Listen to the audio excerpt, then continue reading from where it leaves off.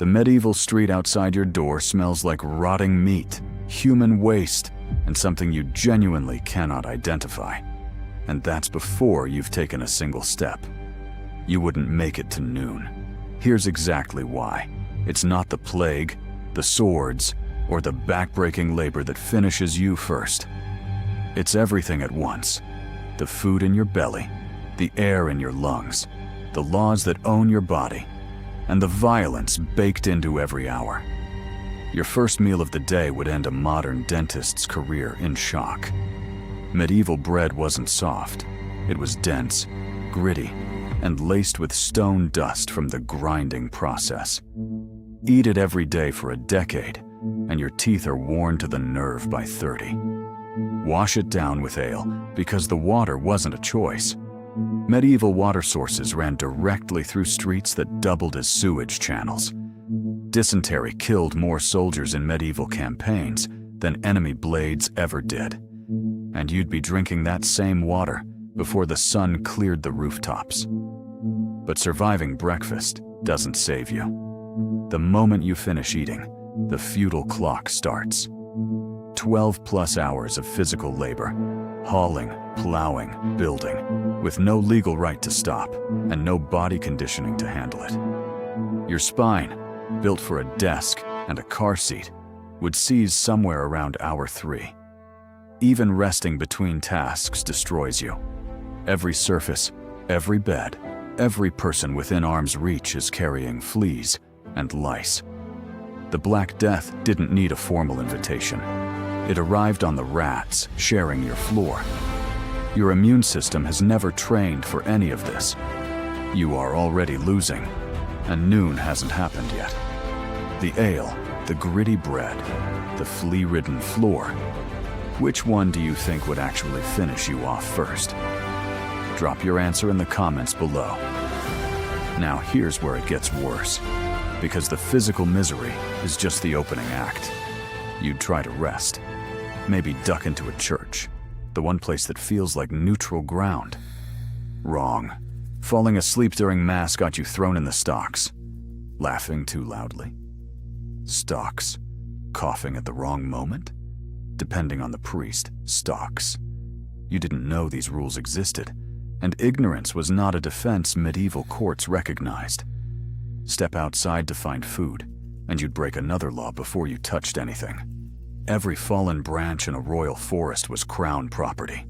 Every stray grain on the ground after harvest belonged to the Lord. You couldn't grind your own wheat. Hand-grinding stones were illegal, and soldiers actually raided cottages looking for them.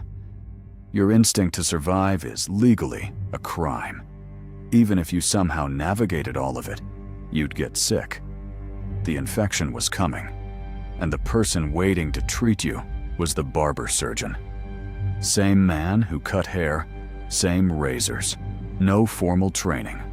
A pole wrapped in bloody bandages hanging outside as his only advertisement.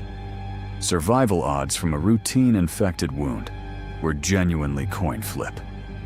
You started the day unable to eat or drink safely, spent the afternoon accidentally committing crimes, and ended it in the hands of someone who learned medicine between haircuts. You didn't last 24 hours. Nobody raised on modern life would.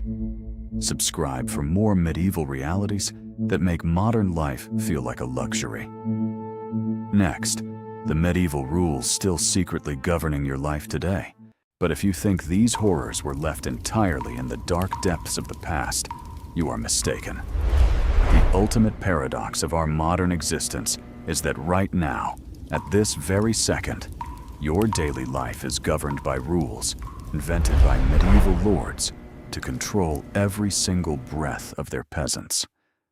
You look at your watch and plan your day. You divide your life into a strict work week and a weekend. But the entire concept of how we measure time wasn't forged in the high-tech offices of Silicon Valley. It was hammered out on medieval bell towers. Before this era, humans lived by natural biological rhythms. When the sun rose, it was time to work the fields. When the sun set, it was time to sleep. but growing medieval cities and monasteries demanded absolute control. Monks needed to wake up for prayers at a precise, unyielding hour, and craftsmen and guilds needed to start their work at the exact same time, so no one gained an unfair competitive advantage. This necessity gave birth to the first giant mechanical clock towers. They didn't just display the time, they enslaved human will to a mechanical rhythm. For the first time in history, time became a commodity that could be sold, stolen, or rationed. Your modern habit of waking up to an alarm and rushing to start your workday is the direct descendant of the church bells echoing over the filthy streets of the 13th century, forcing millions of people to grab their tools in unison. Even the blueprint of our modern cities is rooted in the defensive paranoia of feudal lords. Have you ever noticed why old European quarters have streets that are so narrow, winding, and completely chaotic? This wasn't a design flaw or a lack of planning by medieval builders. Every single twist and turn in that road was engineered with a dark purpose: to stop an invading army. If an enemy managed to breach the main city gates, they would instantly lose their bearings in the labyrinth.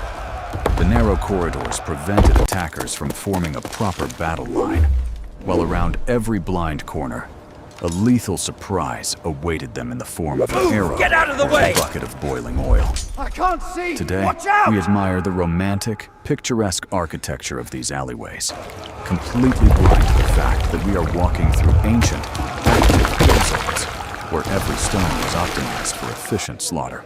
But the deepest connection between our eras lies hidden within our legal and financial systems. Did you get a picture of that archway? Every single time you sign a lease for an apartment, pay your monthly rent, or pay a property tax, you are literally reenacting the medieval ritual of homage and the collection of the tithe.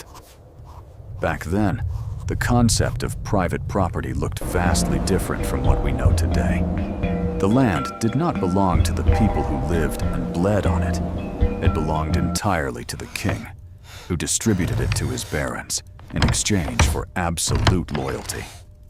Those barons, in turn, rented it out to the peasantry. A peasant could never truly own their home.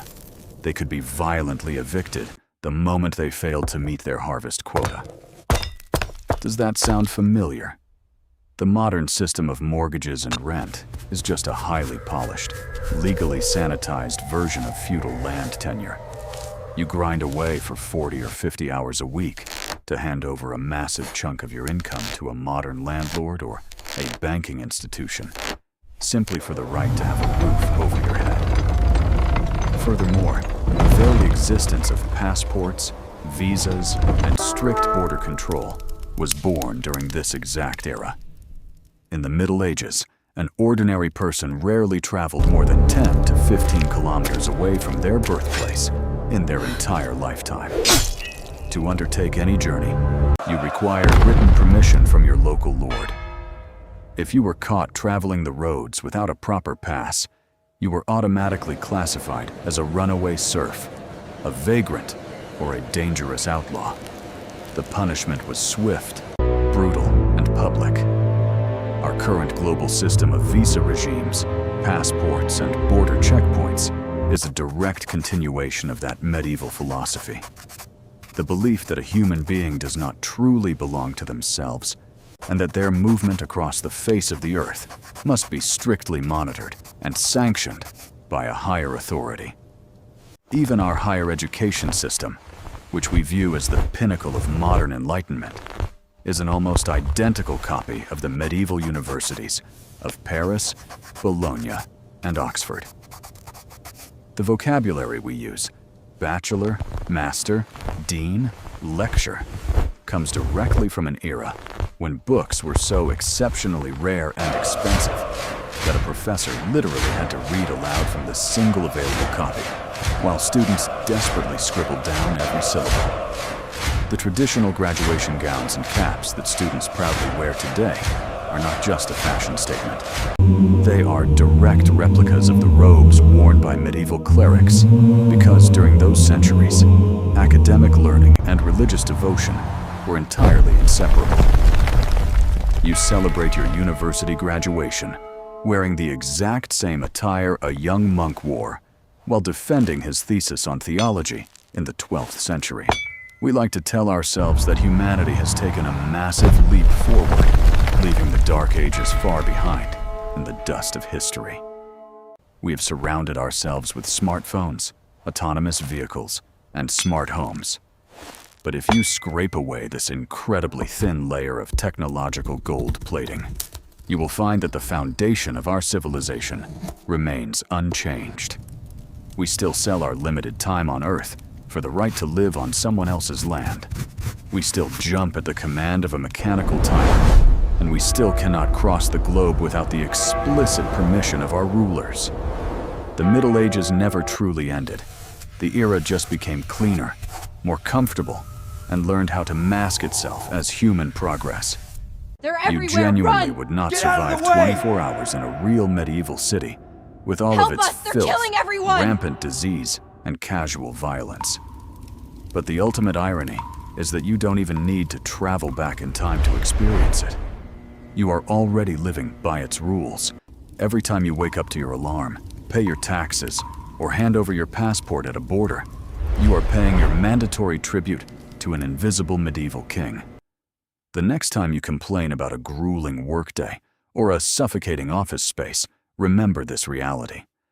Our walls might be smoother today, and our clothes might be softer, but the cage itself remains exactly the same. Which of these medieval traditions secretly controlling your life today do you find the most shocking? Share your thoughts in the comments below. Don't forget to like this video and subscribe to the channel so you never miss our next descent into the hidden history of our world. Until next time, remember that the past is always much closer than it appears.